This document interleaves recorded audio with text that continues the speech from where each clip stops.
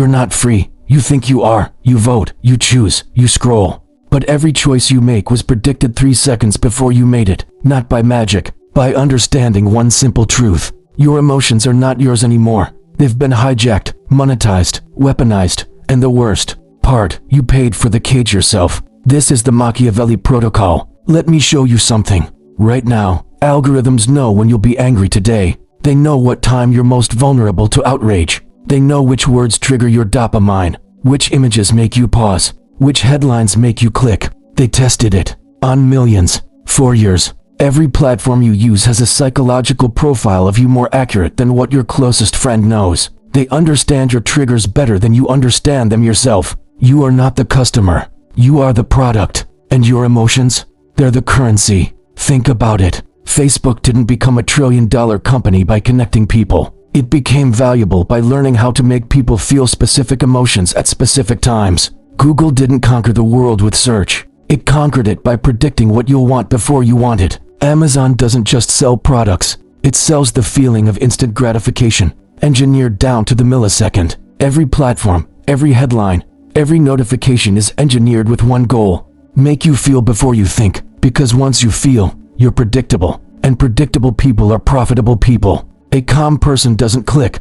A rational person doesn't share. A thoughtful person doesn't engage. But an emotional person, they're worth their weight in advertising revenue. Machiavelli wrote The Prince in 1513. He warned rulers that men judge by their eyes, not their minds. Translation: control what they feel, control what they believe. 500 years later, we perfected his playbook. We have neuroscience. We have data. We have split testing on billions of interactions. We know exactly which combination of words, colors, and timing will make you angry, afraid, or desperate. The question is, are you the prince or the peasant? Stop. Before we go further, ask yourself, when was the last time you changed your mind because of logic? Now ask, when was the last time you changed it because something made you angry? Think about your last argument online, your last impulse purchase, your last relationship, decision. How many of those were rational? See the difference? That's the game. Your brain was built for a different war. 10,000 years ago, emotions kept you alive. Fear helped you escape predators. Anger helped you defend territory. Shame kept you loyal to the tribe. Fast emotions meant fast survival. When a lion appeared, the human who stopped to think became lunch. The human who felt fear and ran immediately, they lived to pass on those genes. But today, those same instincts are being farmed. When you see a notification, your brain releases dopamine, the same chemical released when you eat, have sex, or take drugs. When you read outrage bait, cortisol floods your system, the stress hormone, the one that makes you feel like you're in danger. When you argue online, adrenaline spikes, your heart rate increases, your pupils dilate, your body is preparing for physical combat. You feel like you're fighting for truth, but your body thinks you're running from a lion. And while you're in that state, heart racing, vision narrowed, judgment clouded, you're not thinking strategically, you're surviving. And survival mode makes you easy to control. Because when your amygdala takes over, your prefrontal cortex goes offline. That's the part that does rational thinking, planning, delayed gratification. All of it shuts down when you're emotional. You become reactive, impulsive, predictable. Psychologists call them System 1 and System 2. System 1 is fast, emotional, reactive, instinctive. It's the part that makes snap judgments, sees a face and decides trustworthy or threatening in milliseconds. System 2 is slow, rational, calculating, strategic. It's the part that does math, weighs options, considers long-term consequences. Most people live their entire lives in System 1. They react, they respond, they defend. The rulers, they operate from System 2. They watch, they wait, they weaponize your System 1 against you. Think about every successful leader you know. They don't panic, they don't rage, they observe. Warren Buffett famously said he reads for hours every day and makes maybe one major decision per year. That's System 2. While everyone else is reacting to daily news, he's thinking in decades. Machiavelli understood this instinctively. A wise man ought always to follow the paths beaten by great men and imitate those who have been supreme. Translation: study emotion. Don't surrender to it. He watched princes lose kingdoms because they acted from anger. He watched alliances crumble because rulers acted from pride. He watched empires fall because leaders acted from fear. And he learned that the man who masters his emotions masters his fate. Here's how the hijack works in real time. First, trigger the emotion. Fear, outrage, envy, pride. Doesn't matter which one. Just pick the one most likely to work on your target. Second, narrow the focus. Make them see only one solution. Create a false binary. You're either with us or against us. You either buy now or miss out forever. You either believe this or you're a bad person. Third, offer the exit. Your product, your ideology, your platform. Make it seem like the only logical choice. Fourth, repeat until permanent. Once you've associated that emotion with that solution enough times, it becomes automatic. You see it everywhere. News cycles designed around fear spikes. Notice how they always end with what you need to do to stay safe by this. Vote this way. Share this message. Social media algorithms feeding you rage content. You know why? Because angry people engage 5 times more than happy people. They comment. They share. They come back to check the responses. Marketing built on FOMO and inadequacy. Every ad tells you you're not enough until you buy their solution. Political campaigns running on tribal identity. They don't sell policies anymore. They sell belonging. They sell the feeling of being on the right team. They don't need to convince you. They just need to make you feel something strong enough that logic shuts down. Because once you're emotional, once that cortisol hits, once your amygdala activates, your ability to think critically drops by over 70%. Documented, tested, proven. That's the moment they own you. I know what you're thinking, not me. I see through this stuff. I'm aware of manipulation tactics. I don't fall for clickbait. Good. Then prove it. Next time you feel strongly about something online, pause. Ask, who benefits if I react right now? If you can't answer that in 3 seconds, you're already caught. Because awareness isn't enough. Awareness without practice is just intellectual masturbation. You need protocol. You need method. You need discipline. Every manipulator, from Caesars to CEOs, uses the same for tools. Let's break them down so you can see the machinery. First, fear. If you don't act now, you'll lose everything. Fear is the oldest tool in the book because it's the most effective. Fear makes you obedient, compliant, desperate for safety. Modern systems weaponize it constantly. Health scares that make you buy supplements you don't need. Economic collapse warnings that make you click their newsletter. Social ostracism threats that make you conform to group opinion. Last chance offers that make you buy before you think. Fear doesn't make you think. It makes you submit. And here's the key. The fear doesn't even need to be real. It just needs to feel real. That's why news media shows you crime rates while crime is at historic lows. That's why marketers show you problems you didn't know you had. That's why politicians warn about threats that statistical analysis shows are negligible. The feeling of fear is enough to drive behavior. Second, outrage. Look what they did. You should be furious. Outrage is the most profitable emotion online. More profitable than joy. More profitable than inspiration. More profitable than love. It keeps you scrolling, commenting, sharing, arguing. Every engagement feeds the algorithm. Every argument strengthens your position. Every share recruits another soldier. You think you're fighting for justice. The platform thinks you're a content generator. And here's what they discovered. Outrage is addictive. Literally. When you feel righteous anger, your brain releases dopamine. You feel good about being angry because you're angry at something bad. So you seek it out. You look for things to be outraged about. You follow accounts that make you angry. You watch videos that confirm your outrage. And the algorithm learns. It gives you more and more and more. Third, pride. You're special. You see what others don't. Pride makes you careless. It makes you share without verifying because you want to be the first to know. It makes you argue without listening because you can't imagine being wrong. It makes you double down when evidence contradicts you because admitting error feels like losing status. Machiavelli warned about this. Pride is a vice that makes men commit many follies. The modern version, echo chambers, filter bubbles, confirmation bias farms. They tell you you're smarter than average, more enlightened, part of the awakened few. And once you believe that, you'll believe anything else they tell you, because to question them is to question your own specialness. Fourth, belonging. Everyone like you believes this.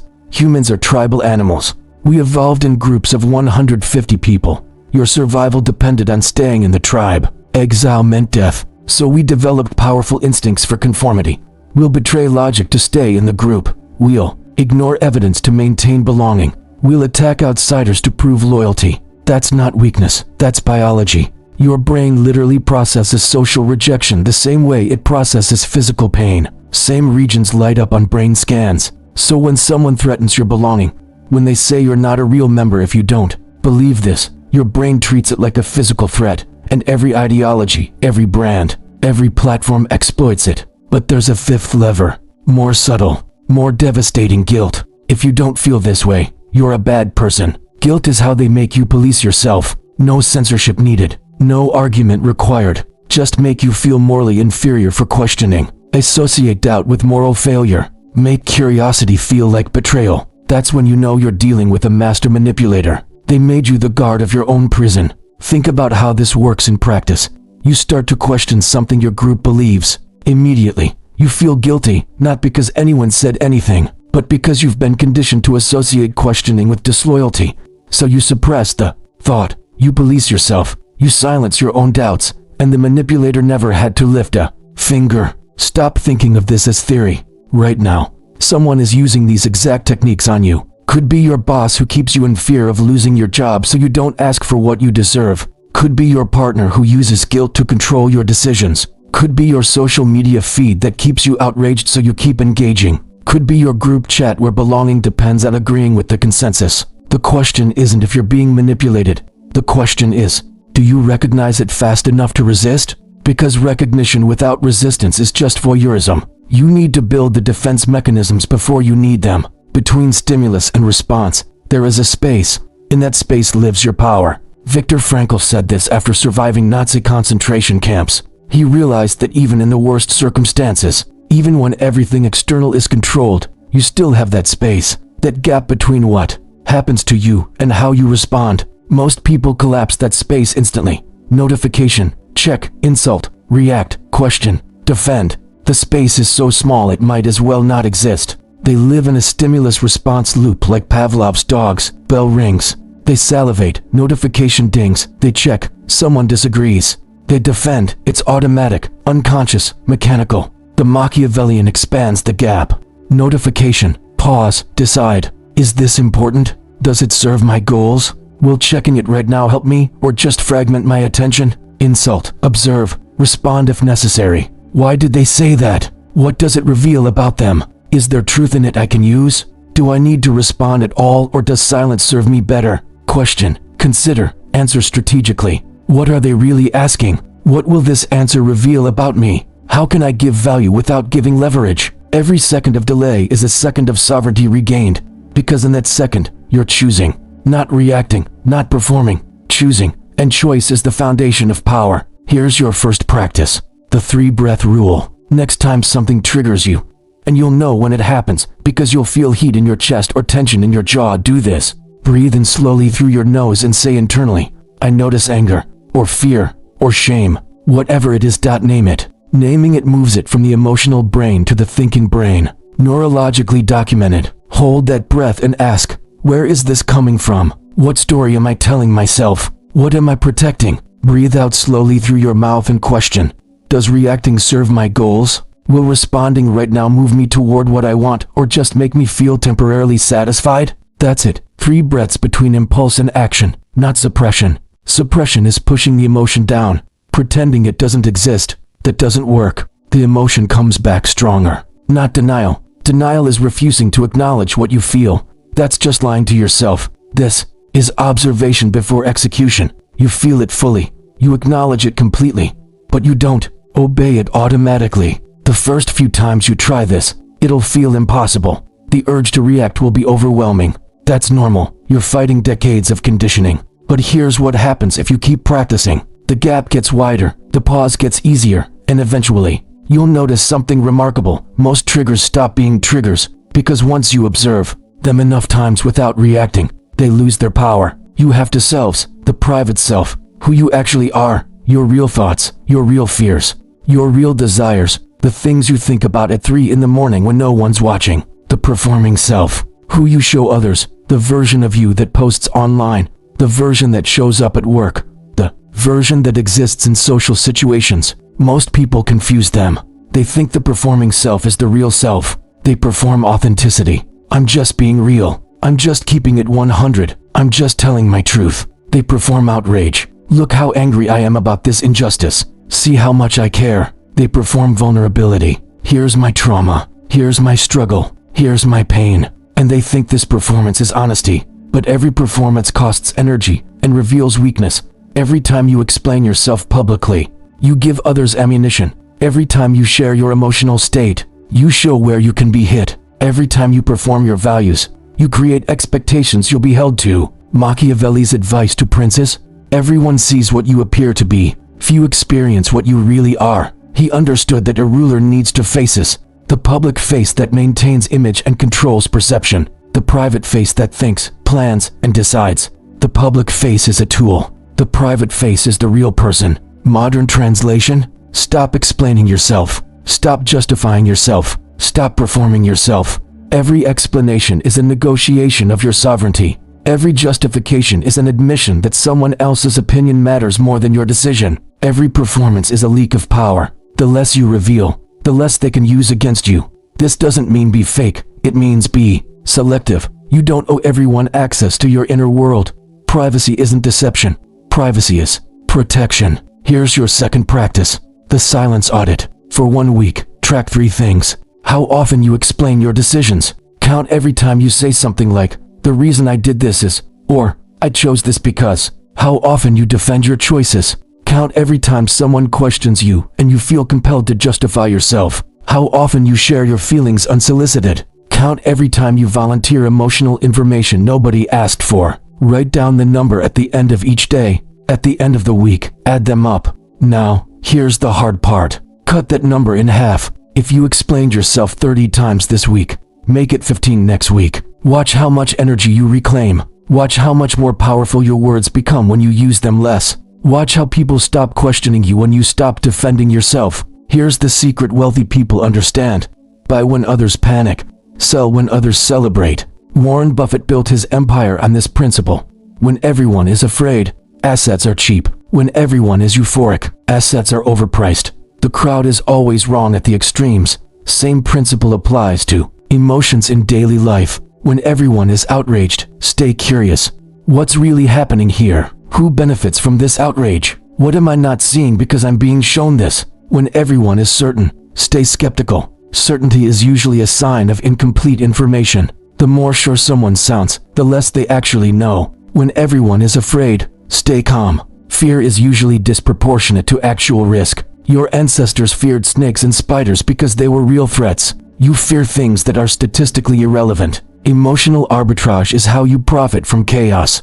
While others burn energy reacting, you're collecting information. You're watching who stays calm. You're seeing who benefits. You're noting patterns. While others reveal their hand, you're building your strategy. They're showing you their triggers, their fears, their desires. You're learning the map of their psychology. While others exhaust themselves, you're positioning for the next move. They'll be tired when the real opportunity comes. You'll be fresh. Third practice: reverse the emotion. Next time you feel strong emotion, and I mean strong, the kind that makes your heart race and your thoughts loop, do this. Ask, what would the opposite emotion reveal? If you're feeling anger, ask, what would compassion show me? Maybe it would show you the person who hurt you is acting from their own pain. Maybe it would show you they're incompetent rather than malicious. Maybe it would show you an opportunity for leverage. If you're feeling fear, ask, what would courage illuminate? Maybe it would show you the risk is smaller than your imagination made it. Maybe it would show you that worst-case scenario is survivable. Maybe it would show you an opportunity everyone else is too afraid to take.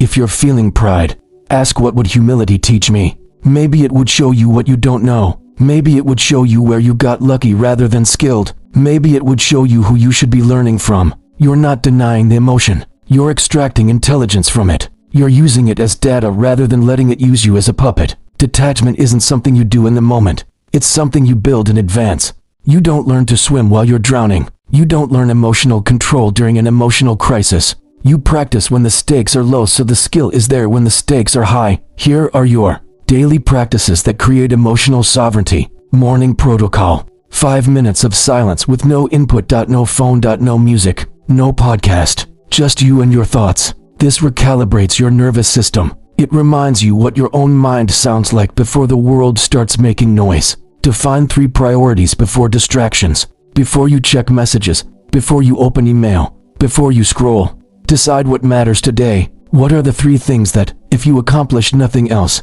make this day successful? Write them down. Ask, what would a calm version of me do today? Not what does my anxiety want me to do? Not what does my ambition demand? What would the wisest, calmest version of yourself choose? Evening protocol. Review emotional triggers from the day. When did you feel strong emotion? What triggered it? What was the real cause under the surface? This builds awareness. You start seeing patterns. Identify who benefited from your reactions. When you got angry, who won? When you got afraid, who got what they wanted? When you felt guilty, who avoided accountability? This builds discernment. Plan tomorrow's responses differently. If the same trigger happens tomorrow, how will you respond instead? Visualize it. Mental rehearsal is proven to improve performance. Your brain doesn't distinguish well between vivid visualization and actual experience. Weekly protocol. Take a 24-hour digital fast. No feeds, no news, no reactions. From Saturday morning to Sunday morning, for example. Disconnect completely. Reconnect with long-term goals. What are you building that matters in 5 years, 10 years? Is your daily behavior aligned with that? Remember who you were before the noise. There's a version of you that existed before you had 1,000 inputs per day, before you were performing for audiences, before you were managing your image. Find that person again. The fortress isn't built in battle.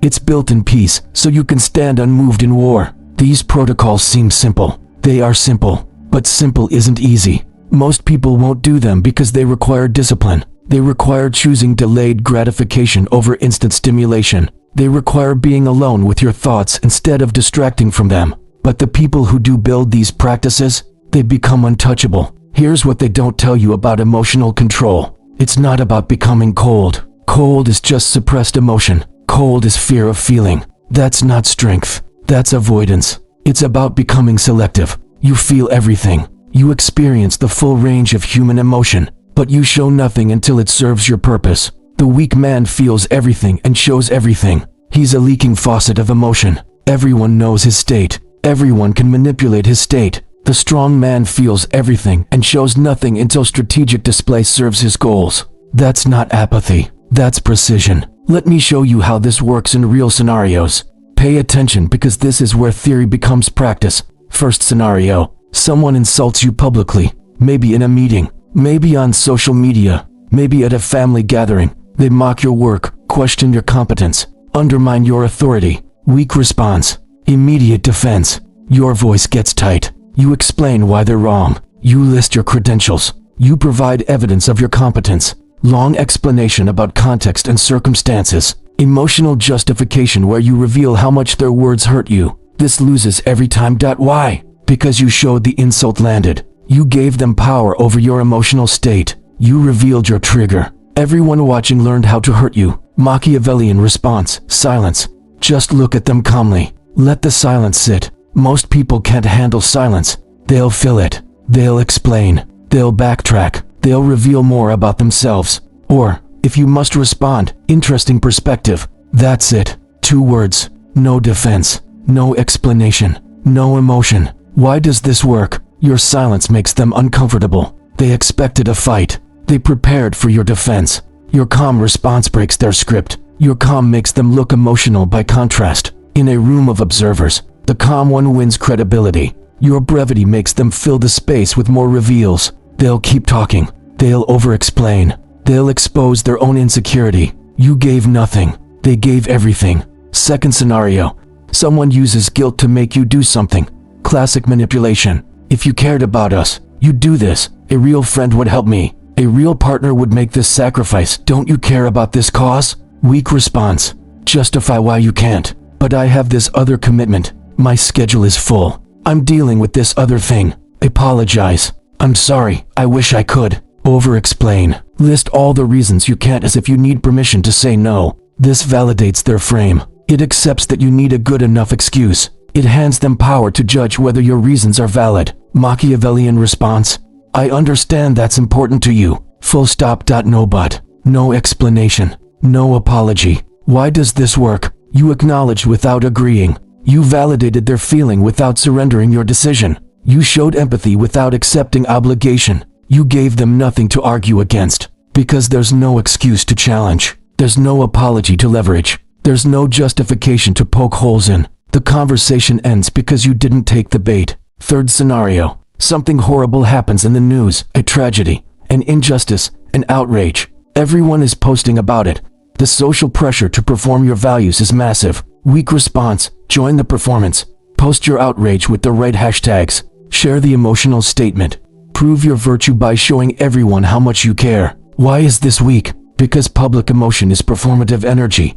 It makes you feel like you did something when you did nothing. It trades action for appearance. It satisfies the need to act without actually acting. Machiavellian response, observe. What's really happening beyond the narrative? Research. What are the actual facts versus emotional framing? Act privately if action serves your goals. Donate if you believe in the cause. Volunteer if you have relevant skills. Vote if it's political. But do it quietly. Why does this work? Public emotion is performative energy. Private action is strategic power. While they're shouting and feeling satisfied with their performance, you're building actual change, or you're conserving energy for battles that matter more to your goals. While everyone else exhausts themselves in symbolic gestures, you're accumulating real leverage. You've been watching this video for a significant amount of time now. That means something in you recognizes the truth. You're tired of being reactive. You're tired of feeling like external forces control your internal state. You're tired of ending your days emotionally exhausted from battles that didn't matter. You're tired of emotional exhaustion disguised as authenticity. Good. That exhaustion is your compass pointing towards sovereignty. Here's your exit protocol. Starting tomorrow, you're taking the Machiavellian oath. 5 rules. Non-negotiable. These aren't suggestions. These aren't things to try. These are operational principles. Rule 1. I will not react instantly to anything digital. 3 breaths. Always. No exceptions. Notification comes. 3 breaths before I check it. Message arrives. 3 breaths before I respond. Post provokes me. 3 breaths before I engage. This single rule will change your life because it breaks the stimulus response pattern. My time is not a democracy. Not everyone deserves explanation. Not everyone earns justification. Access to my reasoning is a privilege I grant based on criteria. Have they earned my trust? Do they have my best interest at heart? Will explaining help them or just give them ammunition? Most people don't pass this filter. Rule 2. I will not explain myself to people who don't earn it. My time is not a democracy. Not everyone deserves explanation. Not everyone earns justification. Access to my reasoning is a privilege I grant based on criteria that serve my goals and well-being. Rule 3. I will not perform emotions I don't strategically choose. Authenticity is a luxury I grant selectively. My emotional state is private property. I decide what I show, when I show it, and to whom I show it. Emotional display is a tool, not a default setting. I feel everything. Privately, I show strategically. Rule 4. I will observe manipulators instead of fighting them. Their techniques teach me more than their arguments. When someone tries to manipulate me, I study the technique. What emotion were they trying to trigger? What action were they trying to provoke? What do their methods reveal about their understanding of psychology? Every manipulator is a teacher if you're paying attention. Rule 5. I will build my fortress in silence. Public noise is private weakness. My growth happens in private. My development happens in silence. My transformation happens away from audiences. I don't announce my goals. I don't perform my process. I show results when they're undeniable. This is not a diet. Diets are temporary. This is not a challenge. Challenges have end dates. This is a permanent upgrade to your operating system. This is changing your default programming from reactive to strategic, from emotional to calculated, from predictable to sovereign. Machiavelli's final lesson. It is better to be feared than loved, if you cannot be both. But he never said what kind of fear. Most people misunderstand this quote. They think he meant be cruel, be violent, be tyrannical. That's not it. The fear I'm talking about isn't terror. It's the quiet discomfort people feel around someone they can't read, can't bait, can't provoke, can't control. It's the fear of unpredictability. When they insult you and you don't react, they're uncomfortable.